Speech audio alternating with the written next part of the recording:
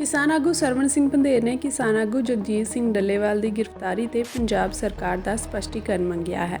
ਉਹਨਾਂ ਸਰਕਾਰਾਂ ਤੇ ਰੋਸ ਜ਼ਾਹਰ ਕਰਦਿਆਂ ਕਿਹਾ ਕਿ ਡੱਲੇਵਾਲ ਸਾਹਿਬ ਨੂੰ ਬੰਦੀ ਬਣਾ ਕੇ ਰੱਖਿਆ ਗਿਆ ਹੈ। ਕਿਸੇ ਵਿਧਾਇਕ, ਕਿਸੇ ਪਰਿਵਾਰਕ ਮੈਂਬਰ ਜਾਂ ਮੀਡੀਆ ਨੂੰ ਵੀ ਉਹਨਾਂ ਬਾਰੇ ਕੋਈ ਜਾਣਕਾਰੀ ਨਹੀਂ ਦਿੱਤੀ ਜਾ ਰਹੀ ਤੇ ਨਾ ਹੀ ਉਹਨਾਂ ਨੂੰ ਮਿਲਣ ਦਿੱਤਾ ਜਾ ਰਿਹਾ ਹੈ। ਉਹਨਾਂ ਕਿਹਾ ਕਿ ਸਾਨੂੰ ਨਹੀਂ ਪਤਾ ਕਿ ਡੱਲੇਵਾਲ ਨਾਲ ਕਿਸ ਤਰ੍ਹਾਂ ਦਾ ਸਲੂਕ ਕੀਤਾ ਜਾ ਰਿਹਾ ਹੈ। ਉਹਨਾਂ ਕਿਹਾ ਕਿ ਅੱਜ ਪਾਰਲੀਮੈਂਟ ਸੈਸ਼ਨ ਦਾ ਤੀਜਾ ਦਿਨ ਹੋ ਗਿਆ। ਪਾਰਲੀਮੈਂਟ ਸੈਸ਼ਨ ਵਿੱਚ ਪਤਾ ਲੱਗੇਗਾ ਕਿ ਆਪਣੇ ਆਪ ਨੂੰ ਕਿਸਾਨ ਮਜ਼ਦੂਰ ਹਿਤੈਸ਼ੀ ਕਹਿਣ ਵਾਲੇ ਐਮਪੀ ਕਿੰਨੇ ਜ਼ੋਰ ਨਾਲ ਐਮਐਸਪੀ ਕਾਨੂੰਨੀ ਗਰੰਟੀ, ਕਿਸਾਨ ਮਜ਼ਦੂਰ ਦੀ ਕਰਜ਼ਾ ਮੁਕਤੀ ਅਤੇ ਹੋਰ ਕਿਸਾਨੀ ਮੁੱਦੇ ਚੁੱਕਦੇ ਹਨ। ਉਹਨਾਂ ਇਸ ਮੌਕੇ ਕਿਸਾਨਾਂ ਮਜ਼ਦੂਰਾਂ ਨੂੰ ਵੱਡੀ ਗਿਣਤੀ ਵਿੱਚ ਇਕੱਠੇ ਹੋ ਕੇ ਮੋਰਚੇ ਨੂੰ ਮਜ਼ਬੂਤ ਕਰਨ ਦੀ ਅਪੀਲ ਕੀਤੀ ਹੈ। ਕਿਸਾਨ ਆਗੂ ਨੇ ਇਸ ਮੌਕੇ ਸਰਕਾਰ ਨੂੰ ਚੇਤਾਵਨੀ ਵੀ ਦਿੱਤੀ ਹੈ ਕਿ ਜੇਕਰ 10 ਦਿਨਾਂ ਦੇ ਅੰਦਰ ਸਾਡੇ ਮਸਲਿਆਂ ਦਾ ਕੋਈ ਹੱਲ ਨਹੀਂ ਕੱਢਿਆ ਗਿਆ ਤਾਂ 6 ਦਸੰਬਰ ਨੂੰ ਕਿਸਾਨ ਦਿੱਲੀ ਵੱਲ ਜ਼ਰੂਰ ਵਧਣਗੇ। ਅੱਜ ਦਿੱਲੀ ਅੰਦੋਲਨ 2 ਦੇ 289 ਦਿਨ ਹੋ ਗਏ ਔਰ ਸੁਖਜੀਤ ਸਿੰਘ ਹਰਦੋ ਝੰਡੇ ਦੇ ਮਰਨ ਵਰਤ ਦਾ ਦੂਸਰਾ ਦਿਨ ਸ਼ੁਰੂ ਹੋ ਗਿਆ। ਪੰਜਾਬ ਸਰਕਾਰ ਨੇ ਡੱਲੇਵਾਲ ਸਾਹਿਬ ਨੂੰ ਜ਼ਬਰਦਸਤੀ ਚੱਕ ਕੇ ਅੰਦੋਲਨ ਫੇਲ ਕਰਨ ਦੀ ਕੋਸ਼ਿਸ਼ ਕੀਤੀ ਸੀ, ਜਿਹਦੇ ਚੋਂ ਨਾਕਾਮਯਾਬ ਰਹੇ ਆ। ਔਰ ਇੱਕ ਪਾਰਲੀਮੈਂਟ ਮੈਂਬਰ ਡੱਲੇਵਾਲ ਸਾਹਿਬ ਨੂੰ ਮਿਲਣ ਗਏ, ਉਹਨਾਂ ਨੂੰ ਮਿਲ ਨਹੀਂ ਦਿੱਤਾ। ਸਾਨੂੰ ਸ਼ੰਕਾ ਵਾ ਵੀ ਸਰਕਾਰ ਜ਼ਬਰਦਸਤੀ ਉਹਨਾਂ ਦੀ ਨੱਕ 'ਚ ਨਾਲੀ ਲਾ ਕੇ ਖੁਰਾਕ ਦੇ ਰਹੀ ਹੋਊਗੀ, ਉਹਨਾਂ ਨਾਲ ਜ਼ਬਰ ਹੋ ਰਿਹਾ ਹੋਊਗਾ। ਸਾਨੂੰ ਨਹੀਂ ਲੱਗਦਾ ਇਸ ਵੇਲੇ ਉਹ ਕਿਹੜੀ ਹਾਲਤ 'ਚ ਨੇ, ਕੀ ਉਹਨਾਂ ਦੀ ਪ੍ਰਸਥਿਤੀ ਆ, ਕੋਈ ਵੀ ਸਾਨੂੰ ਸਪਸ਼ਟ ਕਰਕੇ ਦੱਸਦਾ ਨਹੀਂ। ਨਾ ਕੋਈ ਮੀਡੀਆ ਨੂੰ ਅੰਦਰ ਜਾਣ ਦਿੱਤਾ ਜਾਂਦਾ ਵੀ ਉਹ ਕਿਹੜੀ ਹਾਲਤ 'ਚ ਨੇ।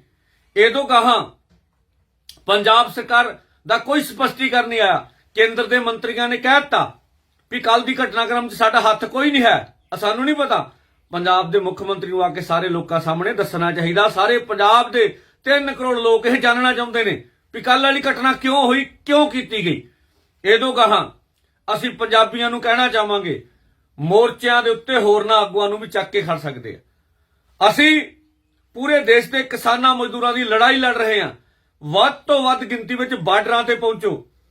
ਇਸੇ ਤਰੀਕੇ ਨਾਲ ਪੂਰੇ ਪੰਜਾਬ 'ਚ ਕੱਲ ਗੁਰਦਾਸਪੁਰ 'ਚ ਔਰ ਇਹਦੋਂ ਕੱਲ ਫੇਰ ਖਜਾਲੇ ਵਿੱਚ ਅੰਮ੍ਰਿਤਸਰ ਦਾ ਵੱਡਾ ਇਕੱਠ ਕਰਕੇ ਮੋਰਚਿਆਂ ਵਿੱਚ ਵੱਡੀ ਤੋਂ ਵੱਡੀ ਗਿਣਤੀ ਦੀ ਲਾਮਬੰਦੀ ਕੀਤੀ ਜਾ ਰਹੀ ਆ। ਔਰ ਜਿਹੜਾ ਪਾਰਲੀਮੈਂਟ ਸੈਸ਼ਨ ਹੈ ਉਹਦਾ ਤੀਸਰਾ ਦਿਨ ਆ। ਵੇਖਦੇ ਆ ਲੋਕਾਂ ਦੇ ਚੁਣੇ ਹੋਏ ਨੁਮਾਇੰਦੇ, ਸਾਰੇ ਐਮਪੀ, ਵਿਰੋਧੀ ਧਿਰ ਦੇ ਐਮਪੀਜ਼ ਔਰ ਇਹਦੋਂ ਕਹਾਂ ਜਿਹੜੇ ਮੋਦੀ ਸਰਕਾਰ ਦੇ ਨਾਲ ਸਹਿਯੋਗੀ ਦਲ ਨੇ, ਜਿਹੜੇ ਕਹਿੰਦੇ ਸੀ ਵੀ ਅਸੀਂ ਤੁਹਾਡੀ ਗੱਲ ਕਰਾਂਗੇ ਪਾਰਲੀਮੈਂਟ ਦੇ ਵਿੱਚ, ਕਿ ਉਹ ਐਮਐਸਪੀ ਲੀਗਲ ਗਰੰਟੀ ਕਾਨੂੰਨ ਦਾ ਮੁੱਦਾ ਚੱਕਦੇ ਨੇ, ਕਿ ਕਿਸਾਨਾਂ ਮਜ਼ਦੂਰਾਂ ਦੇ ਕਰਜ਼ ਮਾਫੀ ਦਾ ਮੁੱਦਾ ਚੁੱਕਦੇ ਨੇ। ਜੋ ਸਰਕਾਰ ਜ਼ਬਰ ਕਰ ਰਹੀ ਹੈ, ਦਿੱਲੀ ਜਾ ਕੇ ਸਾਨੂੰ ਪ੍ਰਦਰਸ਼ਨ ਕਰਨ ਦਾ ਹੱਕ ਨਹੀਂ ਦੇ ਰਹੀ, ਉਹ ਮੁੱਦਾ ਚੱਕਣਗੇ। ਉਹ ਮਜ਼ਦੂਰਾਂ ਦੀਆਂ ਮੰਗਾਂ ਚੱਕਣਗੇ। ਜੋ ਕੁਝ ਕੱਲ ਪੰਜਾਬ 'ਚ ਹੋਇਆ ਉਹ ਪਾਰਲੀਮੈਂਟ ਵਿੱਚ ਗੁੰਝੂਗਾ। ਇਹ ਹੁਣ ਵੇਖਣ ਵਾਲਾ ਸਮਾਂ ਦੱਸੂਗਾ। ਇਸ ਕਰਕੇ ਆਰ ਪਾਰ ਦੀ ਲੜਾਈ ਲਈ ਤਿਆਰ ਹੋ।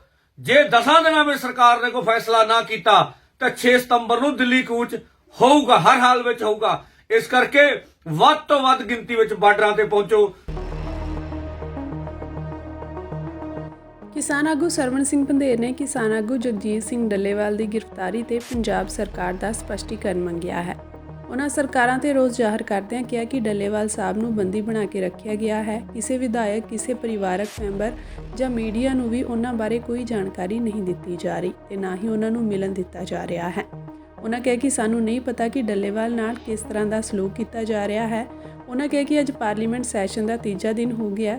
ਪਾਰਲੀਮੈਂਟ ਸੈਸ਼ਨ ਵਿੱਚ ਪਤਾ ਲੱਗੇਗਾ ਕਿ ਆਪਣੇ ਆਪ ਨੂੰ ਕਿਸਾਨ ਮਜ਼ਦੂਰ ਹਿਤੈਸ਼ੀ ਕਹਿਣ ਵਾਲੇ ਐਮਪੀ ਕਿੰਨੇ ਜ਼ੋਰ ਨਾਲ ਐਮਐਸਪੀ ਕਾਨੂੰਨੀ ਗਰੰਟੀ, ਕਿਸਾਨ ਮਜ਼ਦੂਰ ਦੀ ਕਰਜ਼ਾ ਮੁਕਤੀ ਅਤੇ ਹੋਰ ਕਿਸਾਨੀ ਮੁੱਦੇ ਚੁੱਕਦੇ ਹਨ। ਉਹਨਾਂ ਇਸ ਮੌਕੇ ਕਿਸਾਨਾਂ ਮਜ਼ਦੂਰਾਂ ਨੂੰ ਵੱਡੀ ਗਿਣਤੀ ਵਿੱਚ ਇਕੱਠੇ ਹੋ ਕੇ ਮੋਰਚੇ ਨੂੰ ਮਜ਼ਬੂਤ ਕਰਨ ਦੀ ਅਪੀਲ ਕੀਤੀ ਹੈ।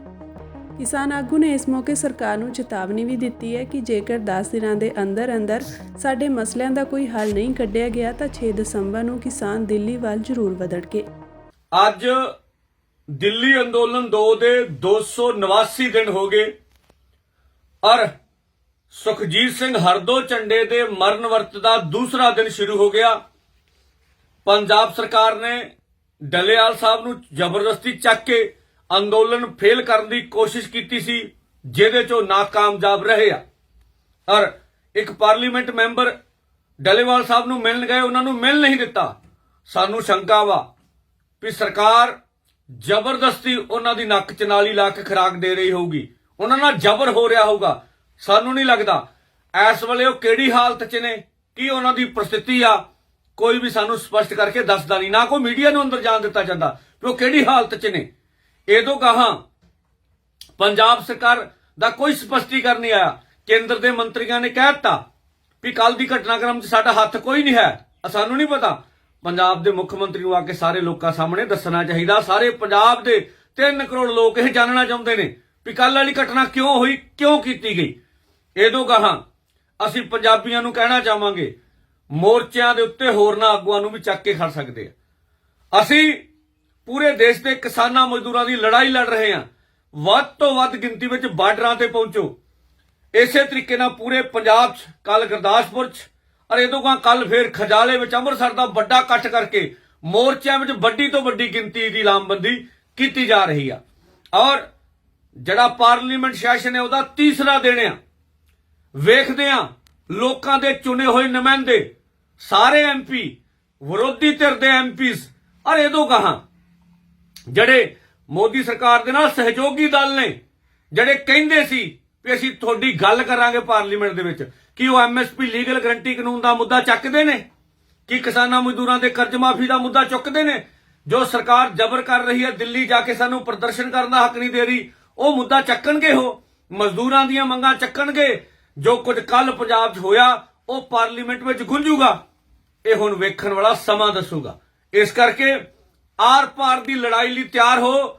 ਜੇ 10 ਦਿਨਾਂ ਵਿੱਚ ਸਰਕਾਰ ਨੇ ਕੋਈ ਫੈਸਲਾ ਨਾ ਕੀਤਾ ਤਾਂ 6 ਸਤੰਬਰ ਨੂੰ ਦਿੱਲੀ ਕੂਚ ਹੋਊਗਾ, ਹਰ ਹਾਲ ਵਿੱਚ ਹੋਊਗਾ। ਇਸ ਕਰਕੇ ਵੱਧ ਤੋਂ ਵੱਧ ਗਿਣਤੀ ਵਿੱਚ ਬਾਰਡਰਾਂ ਤੇ ਪਹੁੰਚੋ। ਧੰਨਵਾਦ।